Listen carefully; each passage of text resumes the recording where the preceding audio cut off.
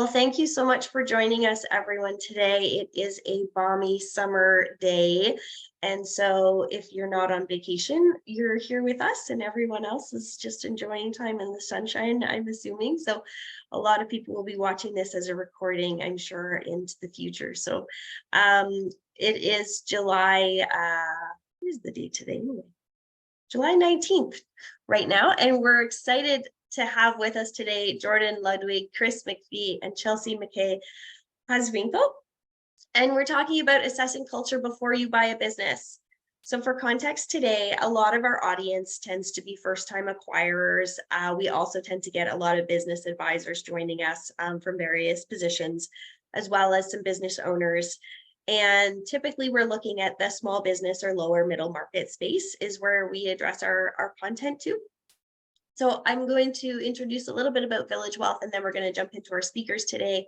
If you're joining us for the first time, my name is Liz McRae. I'm a co-founder of Village Wealth, and we do these sessions once a month with a variety of panelists, and we pick a specific topic that we've gotten feedback on, or that has come to mind that would be very interesting, and we roll with a full Q&A session. So a little bit about Village Wealth. We are on a mission to make acquisitions more accessible for the everyday person, and really just demonstrating what this process of acquisition looks like and building a platform to support it. So as many of us know, we're in the biggest transfer of wealth in history. It's estimated that 3 out of 4 business owners are looking to transition within the next 10 years, and it's an estimated $30 trillion worth of business assets being exchanged across North America. And with that, entrepreneurship through acquisition and growth through acquisition are on the rise right now. So we have been built to support this movement and this movement of people. The problem is that 67% of first-time buyers fail to transact. And one of the reasons is because they struggle to find businesses for sale because it's an underground market, or there's a lack of understanding of the process.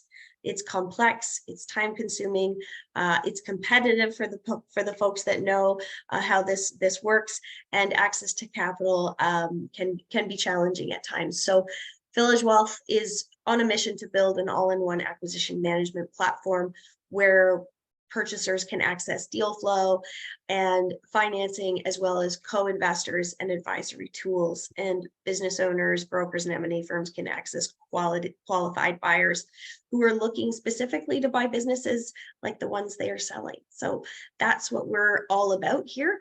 If you've been to our marketplace, or you are looking to buy or sell a business, Village Wealth's marketplace is a hub of qualified business buyers, where both the buyer and the seller can search for each other and make the first move.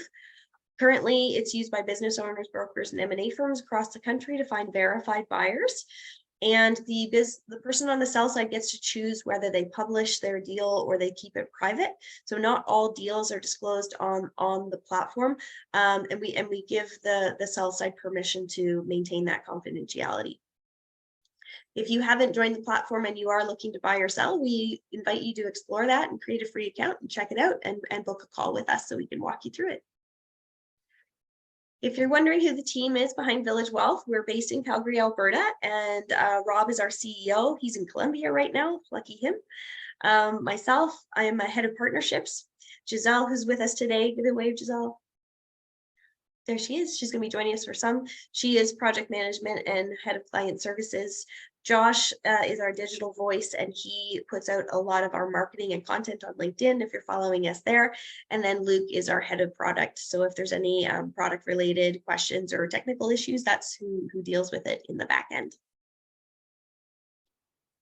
So just a little bit of housekeeping today. Feel free to put in the chat where you're joining us from. We love to know where people are tuning in from. Sometimes we get people south of the border, so welcome if you're joining us from the US today. I'm going to let the speakers introduce themselves in a moment, and then we're just going to jump into a 40-minute discussion. I have prepared questions, and I'll be moderating the conversation. And then there's about 10 minutes reserved at the end for audience questions. So if you have them and you want to put them in the chat, I'll be monitoring the chat throughout the session and choosing a few of those as we go along, and making sure we're not, double dipping on questions that have already been asked. And for our next event, we host private roundtables once a month as well. So these are for subscribing members only. If you're looking to acquire a business and you are subscribing with us, you're welcome to join one of our roundtables. And so the topic is what to expect post-acquisition. And Jordan, who's with us today, is also going to be joining us for that roundtable next week. So, all right, that's the most you'll hear from me today. So thank you for bearing with me. And we're going to jump into introductions from our panelists. Again, Jordan, Ludwig, Chris McPhee, and Chelsea are here with us today. And I'm going to stop sharing my screen. And Jordan, if you'd like to take it away and introduce yourself. Yeah, happily. Thank you for the introduction or the preface, Liz, and walking through the platform to start. My name is Jordan Ludwig. I'm a principal and one of the co-founders of Stack Consulting. We help clients in everywhere from the small scale scale-ups all the way through to enterprise with strategy and kind of human-centric transformation challenges, of which merger integration is often a common one of those challenges that gets faced with it. So we've got a lot of deal and acquisition experience, predominantly helping mid-market private equity firms do post-merger integration, but definitely see a lot of single-side buyers that are purchasing companies and learning what that kind of acquisition takes place and what the potential challenges are, especially from a cultural context. So definitely an area that we like to talk about, what we're passionate about talking about. Thanks, Jordan. Chris, go ahead there. Thanks, Liz, and thanks for the introduction. My name is Chris McPhee. I was president of a Calgary-based software company until it was acquired by a strategic buyer in 2019. And after the acquisition, I moved on to the M&A team for the acquiring company sourcing new deals. So I've had the privilege of seeing both sides of the table and where culture can be a fit or not a fit and how that affects it. Since then, I've moved on. I now help business owners really get a grip on their business, often in preparation for an ultimate transaction, but not necessarily. My focus is really helping them implement a simple system with practical tools. It's called EOS, helps them get alignment on their vision, gain traction through accountability and discipline, and generally build a healthy, cohesive, functional leadership team foundation of that positive culture. Thanks, Chris. And looking forward to hearing some of your stories from the trenches today. Chelsea, thanks for joining us. Thanks, Liz. Hi, all. I'm Chelsea McKay-Hoswinkle. I've been practicing law and practicing business for about 20 years. I started my career in Vancouver, so I was sort of hoping to see some BC comments in the chat box. I saw one from Port Moody, also in Edmonton and Calgary, and very much consider myself a proud citizen of Western Canada. In my current role as Chief Legal Officer with a large company, we have completed many acquisitions over the last few years and before. And in addition, I'm an advisor to 4 startups in the Alberta business ecosystem. So through these roles, I've seen some good and some great and some not so great examples of culture and what that means when a company acquires another company or when an individual acquires another company. So I think in general, culture always matters. And in an acquisition, it matters if what you're doing involves people, often called employees. And the impact can be far-ranging, either local or right up through the whole company. But it's certainly something that you don't want to fail to take into account. Absolutely, which is why we're here today and really looking forward to nuggets that each of you can leave us with here today. So I just want to start with sort of a foundational question to set the stage and get us all on the same page, and hear from each of you on your perspective here. But in this discussion, we're chatting about culture of a company that is being acquired, and that company, that target company that maybe is being evaluated for the acquisition. And how would you define culture in that sense from this perspective? So Jordan, do you want to start us off there with that one? Sure. So I think culture is one of these nebulous topics for many, and it can be ethereal. I think those are words you're probably going to hear Chelsea say yesterday, or when she kind of speaks to it too.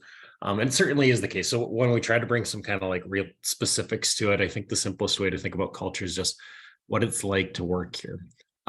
What our norms are, what our rituals are, how we make decisions, what behaviors we reward, and incent, both kind of verbally as well as monetarily, as well as the stuff that we discourage. And why you should care about that in an acquisitions context is you're probably making a lot of assumptions about that business, about how they operate, about what they stand for, about what their values are. And the culture is absolutely going to have a material impact on the investment that you're making, on how you serve your customers, on what an employee shows up for work every day, and whether or not you're going to be able to protect the value of that investment and grow the value of that investment post-acquisition. So that's kind of my 2 cents on what culture is and why it matters during an acquisition. Thanks, Jordan. Yeah, value very much tied to that culture, and it's oftentimes the intangibles. It's what we can't necessarily put a value on sometimes or can't see. It's not showing up in the balance sheet or the financial statements.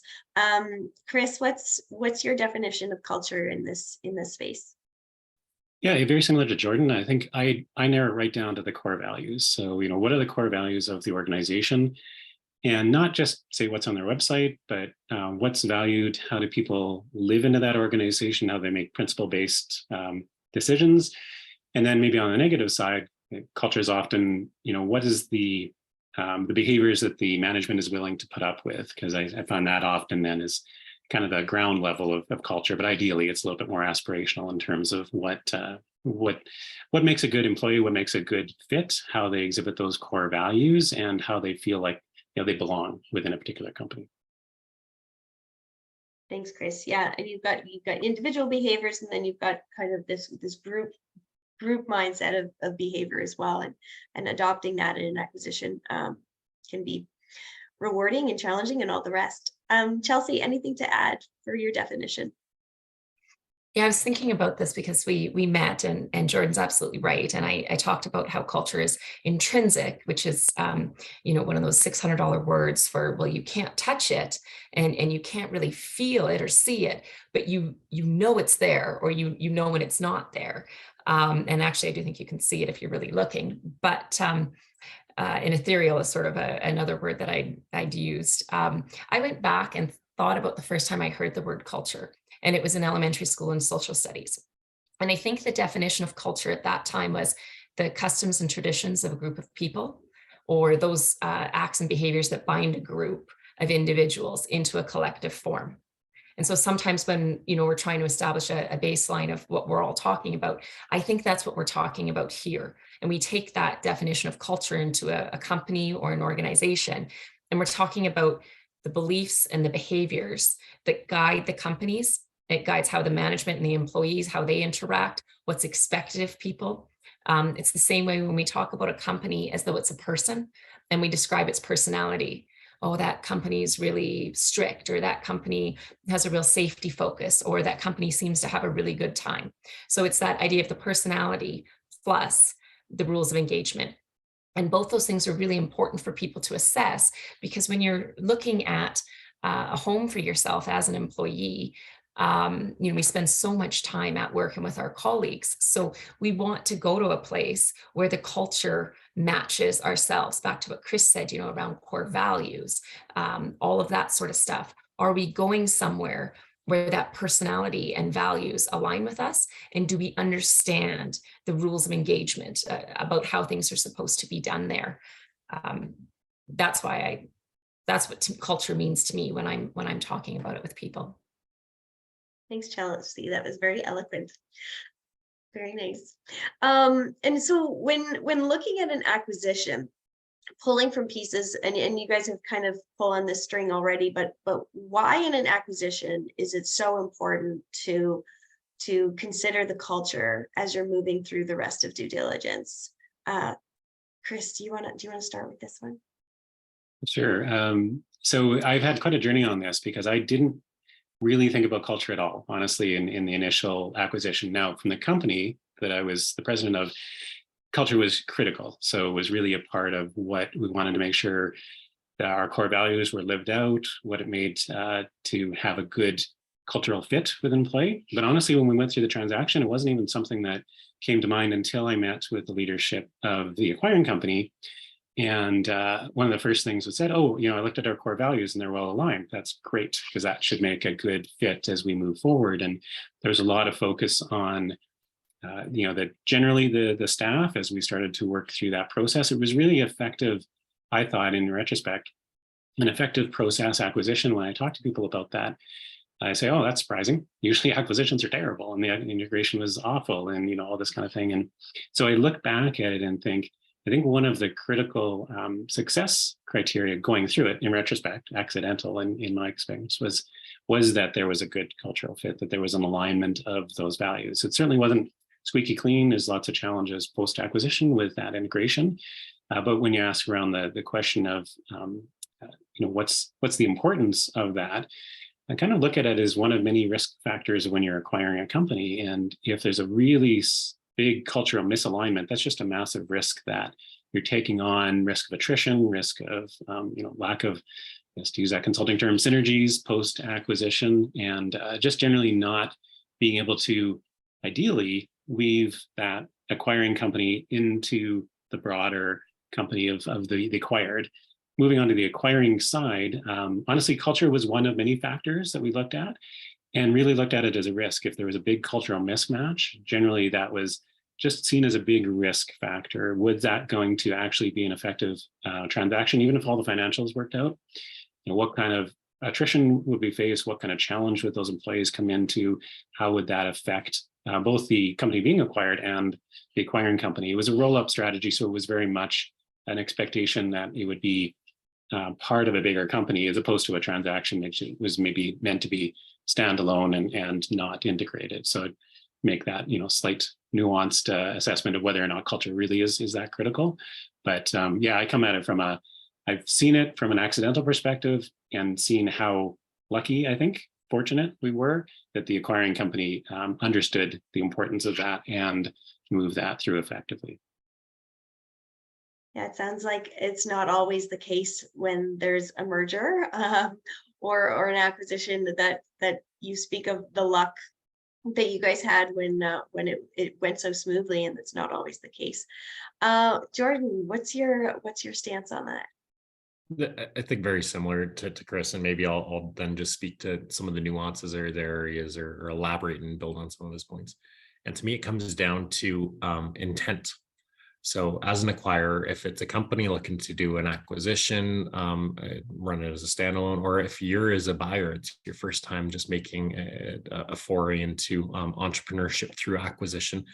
If you have an intent to change things, then understand that there could be a cultural change. If you want to go and just allow something to operate as a standalone, you're probably going to approach it with a slightly different intent or some curiosity side of things. And the reason you should care, this is building on Chris's point, how much work and due diligence goes towards understanding and valuing the investment and how much you're willing to pay and the premium for it. And culture is one of these items that can absolutely have a significant impact on what your investment value is. So we've got to rule any type of transaction. Rule number one, protect base business. And that means leading with curiosity. It means looking to understand, explore. There's some intrinsic great value of this company that you wanted to buy. You should go and appreciate and understand that prior to starting to tinker in it and maybe change the secret sauce. And that all comes into what the intent is that you're trying to go and build for it. So whether you're going in with an aggressive intent and you really want to change things and mix it up and you see a growth, or if you just want to buy and have an asset that's going to spend some cash for you, or if you need to integrate for it, understand each one of those is going to have a different cultural impact when you start to adjust or change or start to enforce yourself onto that company. Thanks for that, Jordan. Appreciate that. Chelsea, from your perspective and working with Paladin, and you guys see acquisitions in your space on a regular basis, what's your approach to culture and why it's important from that I'll answer the question two different ways. I'll answer it first from Paladin and then what I think a lot of these folks would like to hear, which is more as an independent and what I've seen there. Paladin has an award-winning culture. It's something we're very, very proud of, consistently up there on all the best of lists. And because of that, we invest a lot as an executive team and as a company in our culture and making sure that we preserve all the things that are important to us. And then as new people come in, that they also understand that and they understand our expectations of a company and that sort of thing. So definitely, if we're looking at a target company, people will go right into the offices and where that's an option, and it usually always is, meet with key individuals, but also meet with everybody that's there and get a sense. And I work with some really extraordinary folks that just are such great business leaders and can suss out whether or not that's going to be a fit for us and what we want. And I will say this, by the way, and just as a general comment, we're talking a lot about culture and fit. And I think it's super important to realize that fit doesn't always mean good and bad. It doesn't mean I'm good, you're better. It doesn't mean, they're awful or we're awful. It's none of that. It's kind of like dating. You can have two great people that just are really not meant to be together. And it's the same thing with companies. It's all about finding a fit that makes both of you excited to be there and makes things better. If I was talking to this audience, which Liz gave us kind of a lowdown of the perspective here, I would say that we're starting with the presumption that if you're looking at acquiring a company, you're looking to make money.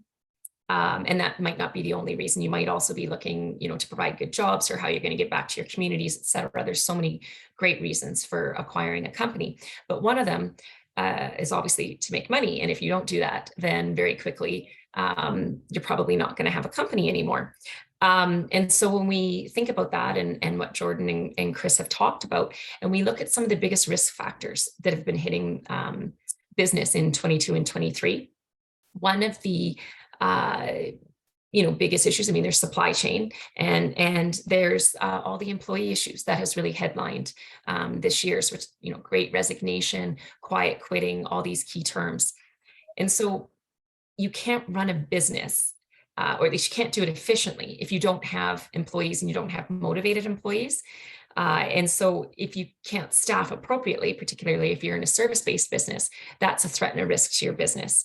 So when we're looking at acquiring, we want to make sure that the culture that keeps those people showing up to work every day is something that we can continue on and we can support after an acquisition. Because if we can't match that culture or it's not authentic for us, then the people that loved working there, it might no longer be a fit.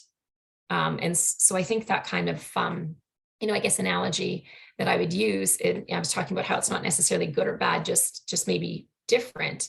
There's that old expression, one bad apple will spoil the bunch. But I would say look closer at the apples, because it might not be that the apple is necessarily bad. It might be that you're a company of Macintosh apples, which is my favorite apple, great for snacking, great for packing lunches and picnics and so on. But the company that you're looking to acquire is a bunch of Granny Smiths. And they might be beautiful, perfect Granny Smith apples, and they might all go really well together. But if you're not in the business of making pies, it's not going to be a fit with the buckets and buckets and buckets of apples that you've acquired. Absolutely. It's not always apples to apples. And there's so much that we can learn from the mistakes that get overseen and from learning from other acquisitions or learning from other companies that have gone through things and overlooked instances. So I'm gonna pivot here and go a little bit deeper into what are some of the issues that when culture is not considered during due diligence, what are some of the issues that can arise from overlooking it? Jordan, do you want to take this one first? So you're asking what are some of the pitfalls that can happen if we don't take a look at culture, right? Yeah. Okay, so the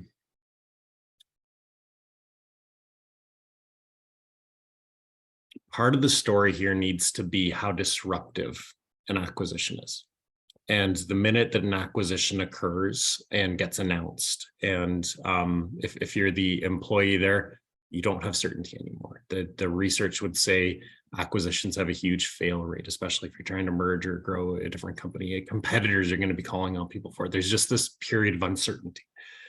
And if you're not intentional, if you're not clear as an acquirer about what's going to be open for discussion and how work is either going to be both the same and different, you're allowing that uncertainty, that period of tumultuousness to continue to propagate within the organization, continue to fester and turn forward along the way. So just knowing that situation is occurring right now is kind of step one.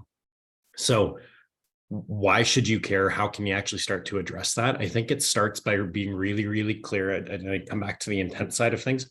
What are you open to discussing and what aren't you? And that's going to help to signal what parts of the culture are going to be preserved and which parts are you're actually potentially going to be changing on. And then to build on Chelsea's analogy, you're helping to signal to people whether or not they want to stay or whether or not this is part of the bandwagon that they want to get into. And that might be perceived as being a negative kind of sense, but oftentimes it's really important just to rip off the Band-Aid and let people make their own choices on whether or not they want to be part of the shift. So as a leader, when you're stepping forward or trying to help to make the path clear for people on where you're actually going to be heading, being honest, being kind, being transparent up front, having that clarity is a lot more important than trying to save face or be liked by everyone along the way. Giving people that clarity is going to allow that culture to go through whatever period of turn that it needs and then to stabilize into whatever the normal is going to be.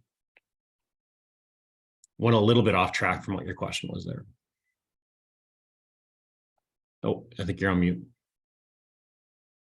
Thank you. No, you bring to light a good point that there is this period of awkwardness that is going to happen. It's almost unavoidable, and being strong to know to come through that period of unrest and come out the other side of it, and being prepared that regardless that's going to happen, and being confident in your approach. And I see, Chris, you're nodding there a little bit, so I'd love to hear your opinion. And I know yesterday when we had chatted beforehand, you spoke about the financial impact of a mismatch. So love to hear from you on your perspective of overlooking culture. Yeah, and maybe take this more on the buyer side, because I said from the seller's side, it was all accidental. It was a different situation. From a buyer's side, though, we go through a lot of due diligence, and the decision of an acquisition is based on a whole bunch of assumptions. So assumptions around what kind of attraction this seller's product or service has, how much of that can be maintained post-acquisition, what does the market reach look like, all sorts of different assumptions. And one assumption I find is often missed out of there is, what's the assumption around the people? Do we have assumptions around attrition? Do we have assumptions around what type of skill set this new acquisition will bring into our company? Do we have assumptions around how we can best leverage that? Because a lot of times, we're thinking purely financially, and it's easy to look at those numbers and recurring revenue and all that good stuff. But if we don't think clearly around what our assumptions are from the people side of things, I think a lot of times when we look at mergers and acquisitions and say, well, it didn't achieve our goals, it's like, because half the people quit. And to Jordan's point, maybe you weren't clear with them that here's what we stand for as a culture. People went into it thinking one thing, found out 2 to 3 months down the road wasn't what they thought it was going to be. Lots of bad feelings because they didn't have a successful transition through that.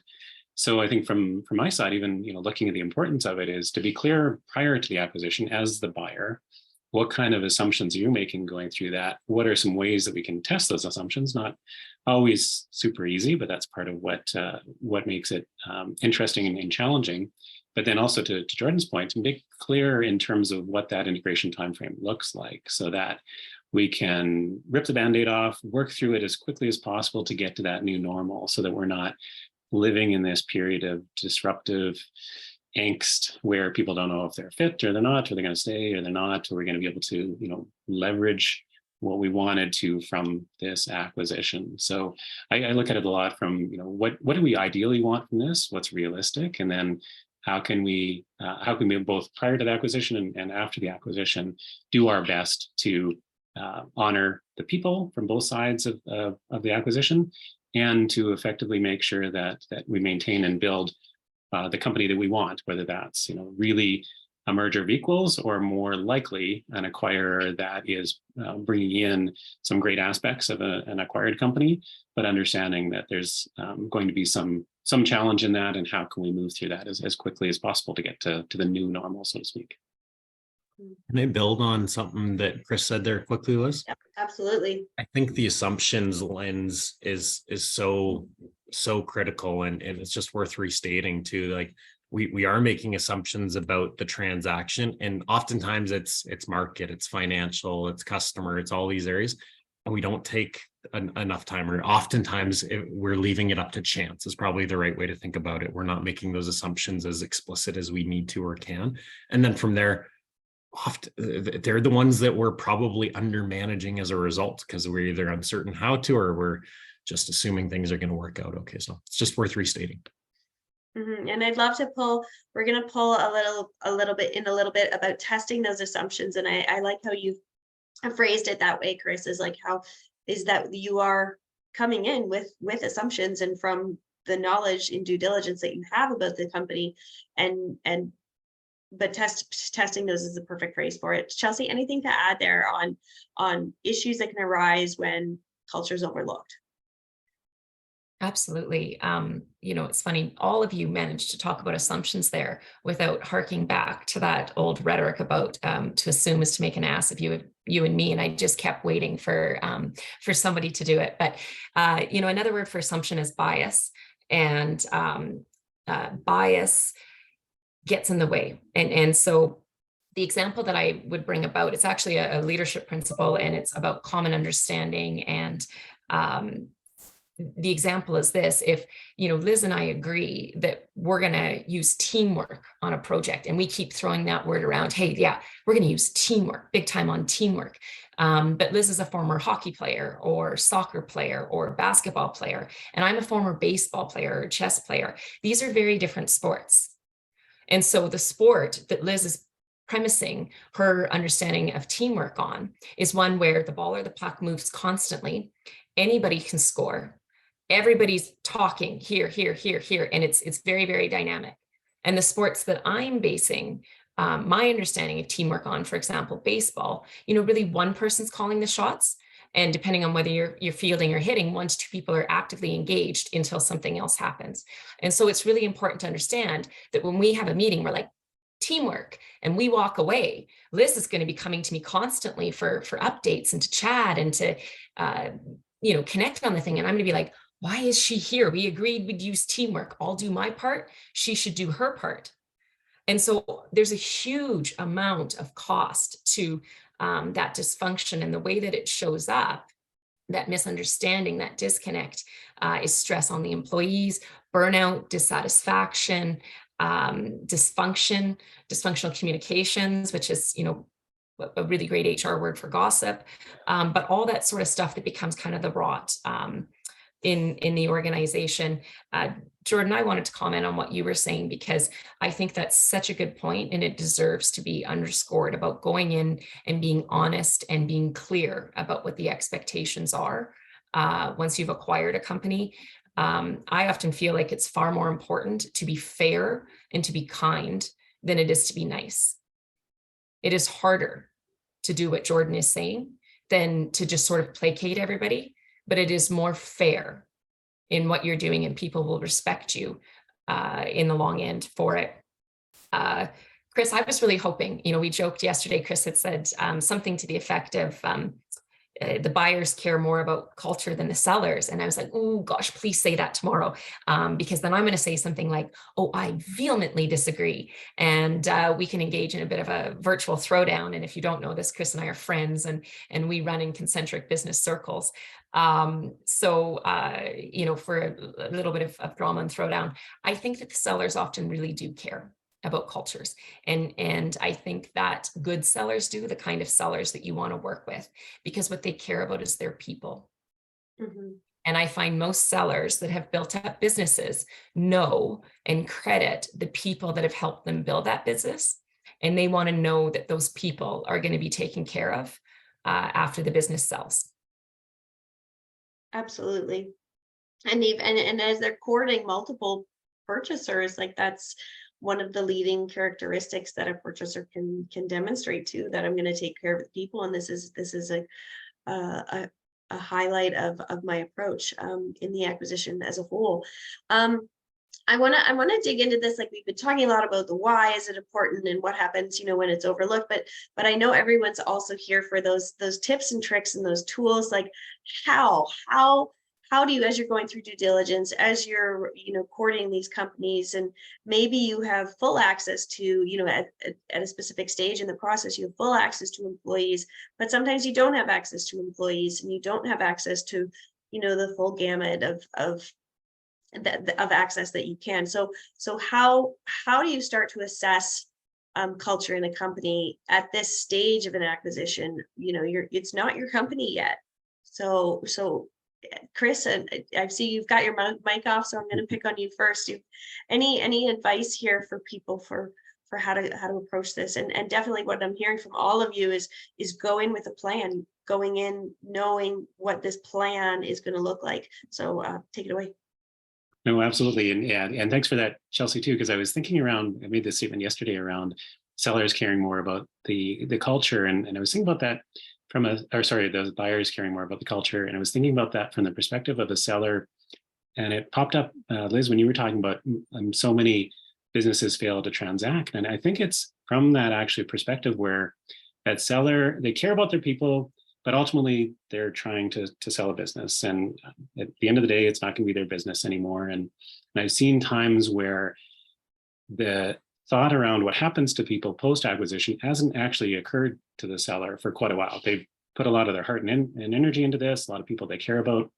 But when it comes to that transaction, they're realizing, actually, I don't own this company after I sell it. I don't have the ability to honor those people. They could all get fired the next day. And I've seen cases where the seller develops those cold feet. So if you ask them and they care about culture, it's like, oh, no, that's not the main thing. It's the sell price, and it's the buyer who's going to absorb the people and need to deal with this. But actually, the way they showed up in caring about culture was that they didn't transact. They realized that they actually didn't trust that seller, the buyer. Keep switching those around.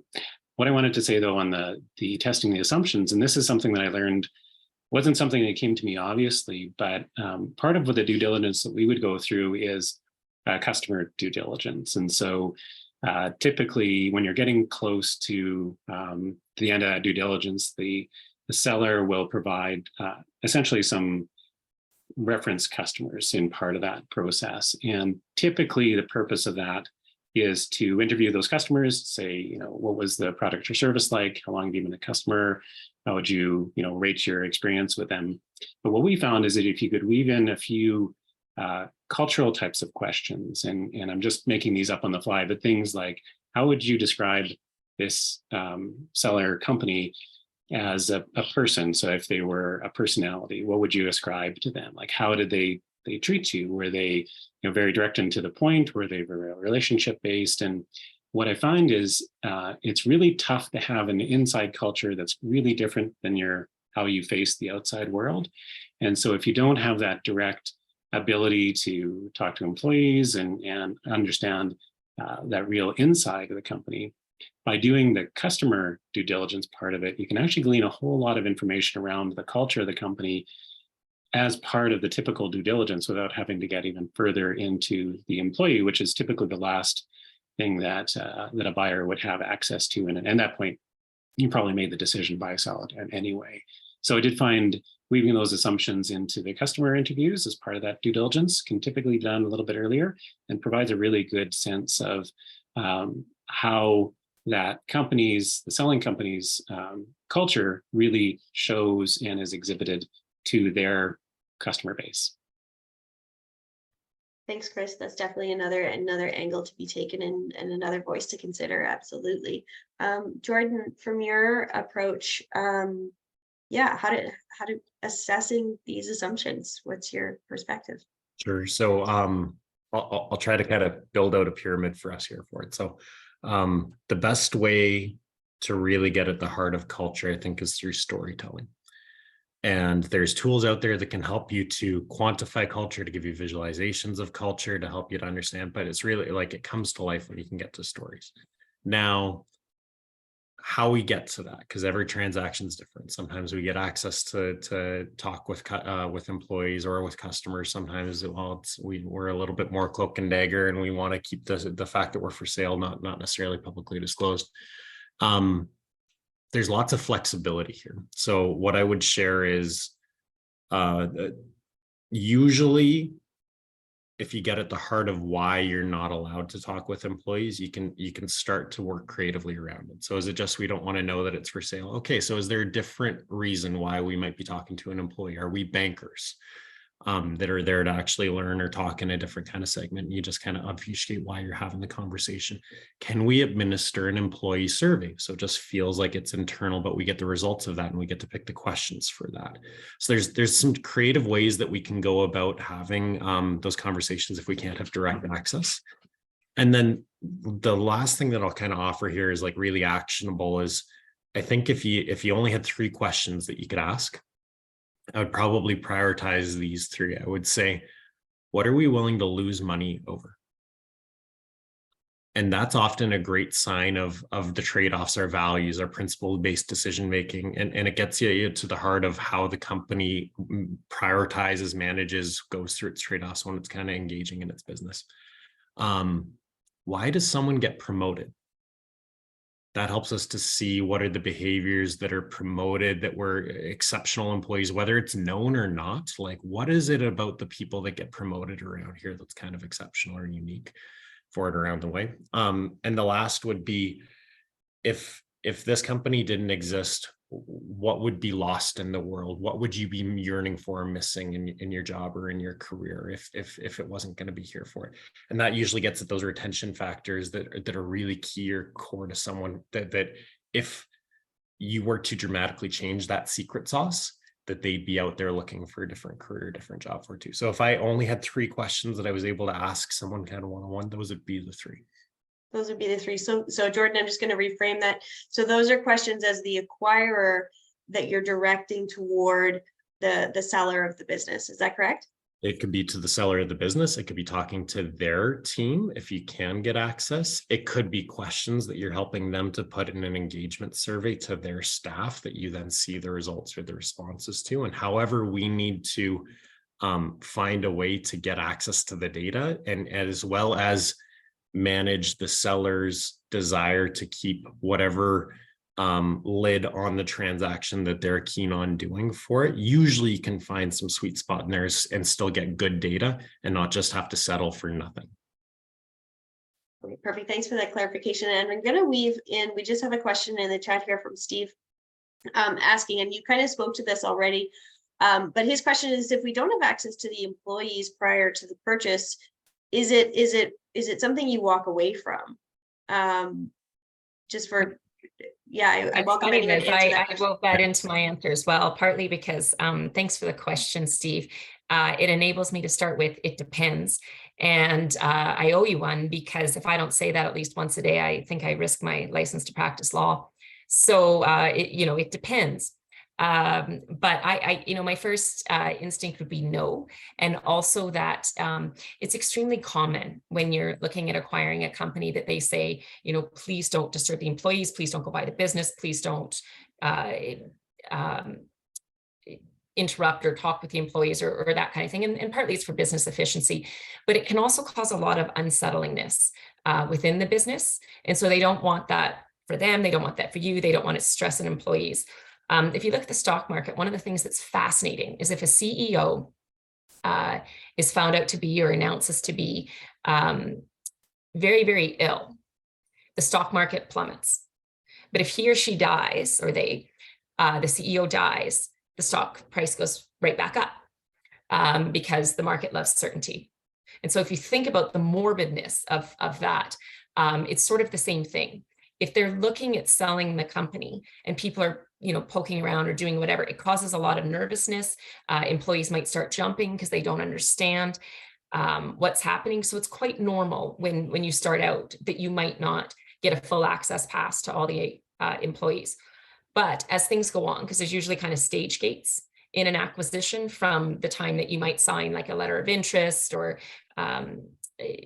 confidentiality documents, all this sort of stuff. And as the trust goes on and you become more and more of an accredited and serious buyer, then it's likely that you will get exposure to more and more, including some key people.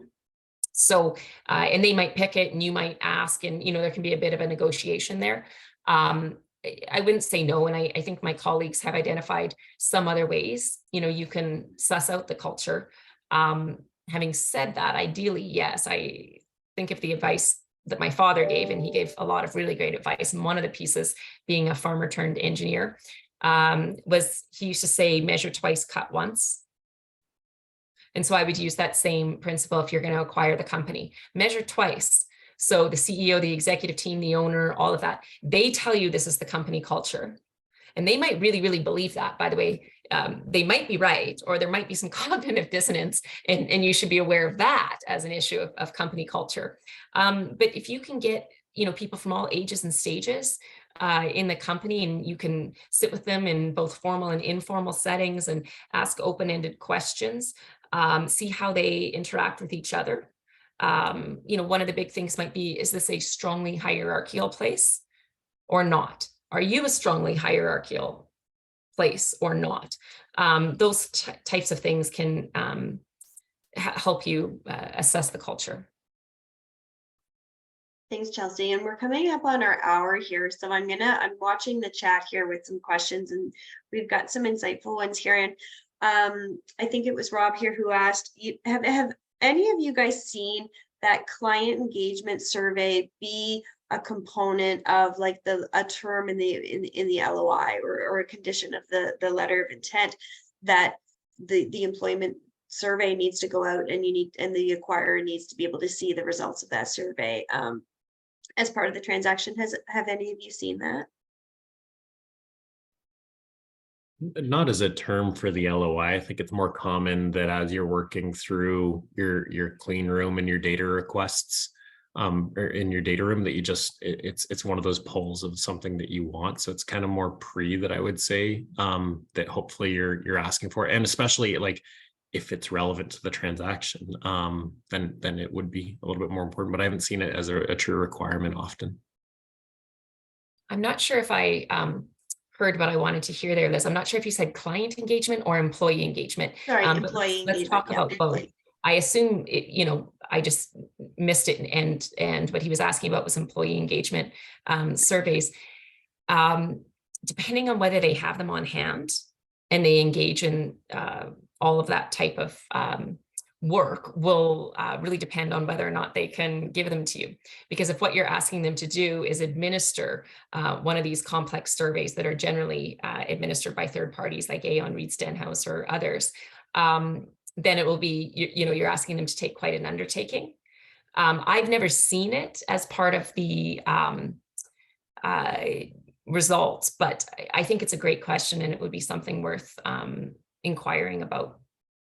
Yeah, we do have some comments in the chat that some folks here do bring in a third party to assess culture beforehand. So that's another tool. There are companies that do it as well. Another question here is are you guys seeing that the banks have concerns or questions around culture? How do the banks incorporate culture or a little understanding in their analysis? Jordan, I see you came off mute and you got a bit of a smirk on. So yeah, I've got a very cynical answer.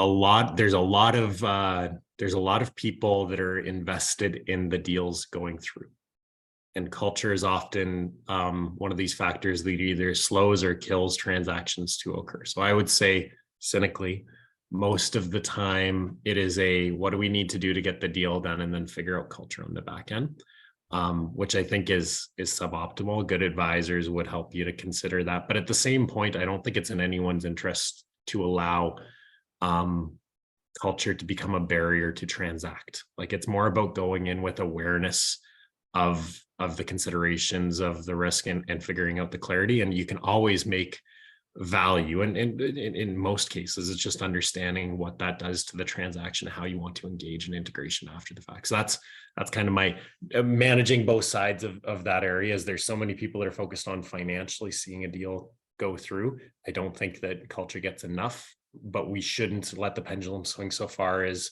it is incredibly difficult to make anything fit such a stringent set of criteria, because every organization is going to be different. Yeah.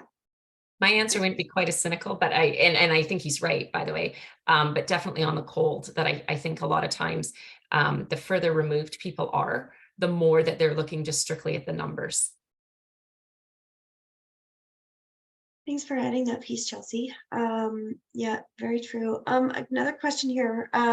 What are early on in conversations with a seller, you know, in those initial meetings, what might be one or two or a few questions that you would suggest asking in those earlier stages? Because, you know, as you move through, there's much more in-depth questions that get started to ask. But on the surface level, what are, you know, for a small company, you know, 20 to 30 kind of employees, that size of company, what are some early on questions that you might suggest planting?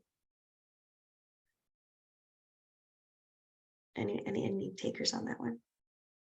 Sorry, would you mind restating the question? So ideas, questions you're looking at. Yeah, so early on, yeah, pre-acquisition, early on when you're just starting to talk with the business owner, and what are some of those earlier questions you could ask a seller? You know, even say it's your first meeting with the business owner, you're just starting to get to know each other. What are some of those lighter questions that could be asked? Well, I guess from my perspective, I thought Jordan had 3 great questions. The one that comes to mind around, you know, what we got somebody promoted. Similar to that, I think if you could ask that business owner, and I'll be a little cautious around this, but how would you describe your best employees? Like, how do they show up? What do they like? What do they value?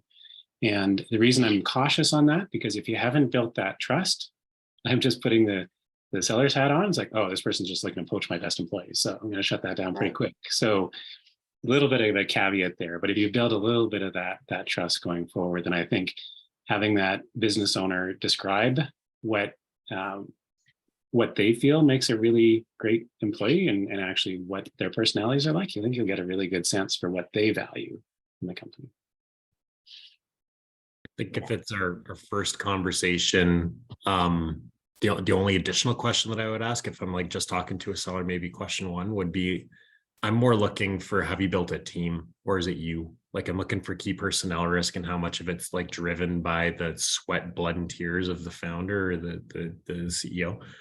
So that's probably more the intent that I would be, is how do you lead this group? What are the accountabilities? Show me the accountabilities of what you've delegated away from yourself. Yeah, thanks, Jordan. Yeah, and then that conversation gets woven throughout the whole process too, and oftentimes more gets unveiled later on. Chelsea, do you have anything to add to that? Yeah, I was thinking, you know, as we go back to the beginning stage, a lot of what we've spoken about today assumes that you are going to, see, there's that bias again, assumes that you're going to take on the company and run it, you know, as it is. But it might be that when you're looking at an acquisition, you're looking at parts of the company that you want to add to your company. And so I think one of the first questions I would ask someone that's looking to sell a company is, what do you want to happen here? Like, in the simplest possible languages, all the pieces, I want to know all of it. Do you intend to stay on? Do you want to stay on? Do you want to be done? And then one of the big things, and this hasn't really been the space for this, but there are a couple of different technical ways to acquire a company. So the biggest ones are share purchase and asset purchase. And I'm going to use another fruit example because, you know, it's almost lunch. But to me, when you're doing a share purchase, actually we do asset purchase first. So there's a bowl of fruit on the counter and you're looking at that bowl of fruit and you're like, I want the apples and the bananas, but I don't want the oranges, the mangoes, the pineapples. That's an asset purchase. You pick out the apples, you pick out the bananas, the bowl and the fruit are still there. If you're doing a share purchase, you're buying the whole bowl of fruit. And so what that means is you're not only getting the bowl, but also the fruit flies, and if there's any moldy fruit or anything like that. And so you need to be aware of those different vehicles, because if you go and you look and you say, I don't know that the culture is quite right. I feel like they've got a really strong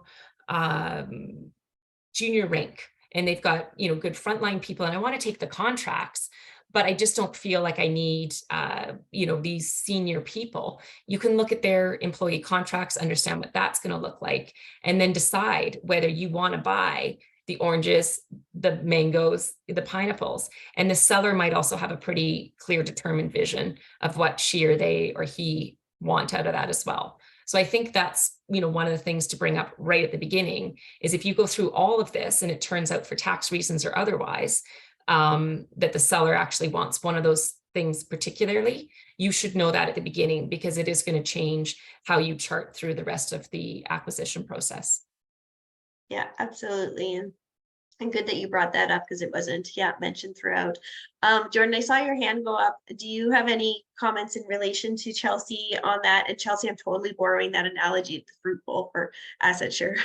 Asset share. Never heard that quite eloquently that way before. So no, that wasn't me putting my hand up. That was me attempting to do a clap, and it showed like a try to hand up. So that was me just throwing some love towards Chelsea for it. I agree with vehemently with how she'd phrased that. Thank you. All right. Well, we have time left for one question.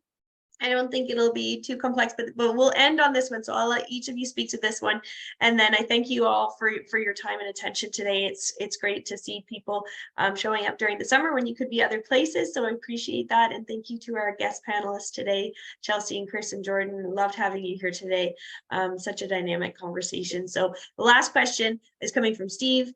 Would tactics for assessing culture change depending on the size of the company you're looking to acquire? Jordan, do you want to go first? Yes.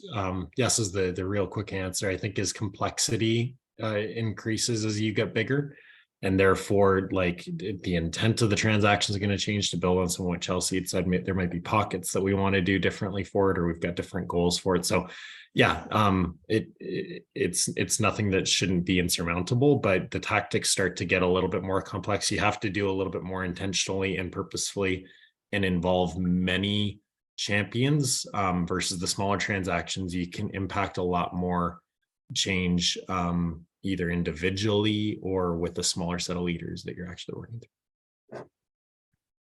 Thanks, Jordan.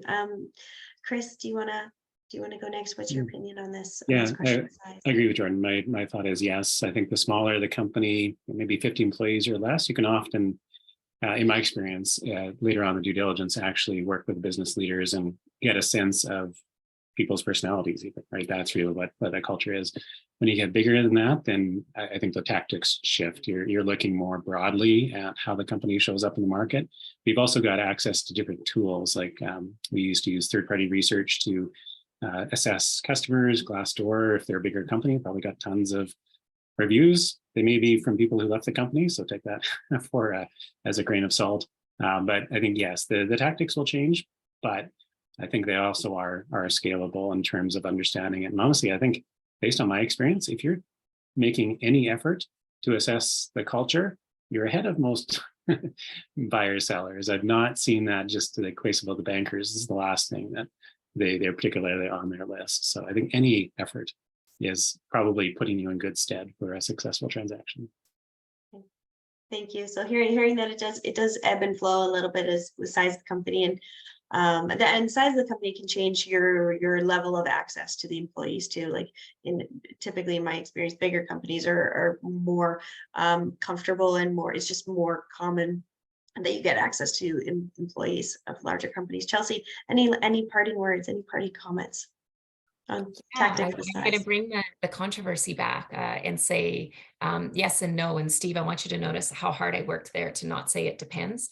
I think the bigger factor is not so much just the size of the company you're looking to acquire, but how big it is vis-a-vis the company you have. So if we go right back to the first example I gave about different types of apples, if you slide like one Macintosh apple into a Granny Smith pie, you'll be like, that's kind of a mushy bite, but it won't ruin the pie. But if you have too many Macintosh apples, everything changes. And so, and as well, what's your risk mitigation plan? Because really that's what we're talking about here is the risk of bringing in another company and how's that going to disturb things overall. So if you have, as many companies do, localized offices and the acquirer is going to be up into that localized office, your risk mitigation plan might involve real focused efforts and support for that branch or that area as they go through it. It does happen that companies acquire companies bigger than them. And that's a whole new metric of risk. So I agree with my colleagues that, as Chris says, if you're looking at culture, you're ahead of the game. It's always going to have an impact.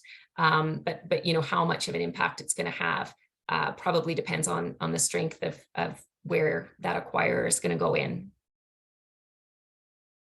Perfect. Well, great comments. And I think in that last thread, you planted a seed for a future topic being risk mitigation planning there, Chelsea. So perfect parting words.